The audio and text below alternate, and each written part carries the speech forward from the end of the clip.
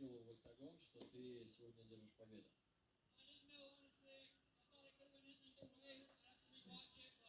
Честно сказать, надо пересмотреть этот поединок. Но я сейчас забрался туда, где я никогда не был. Да, и это очень круто подраться с номером 1 в рейтинге. Что ж, да, вы оба были травмированы по ходу этого боя. Был ли ты удивлен тем, какую борьбу пытался навязать тебе Петр Ян? Я был немного этим удивлен.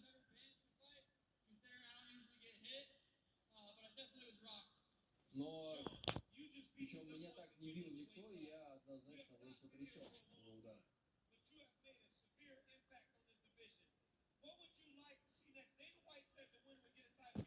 Что ж, Дана Уайт говорил, что победитель этого боя вполне возможно получит титульный бой. Ты видишь это возможно для себя? Я сейчас пока не могу решать, мне надо просто прийти в себя, дальше понять.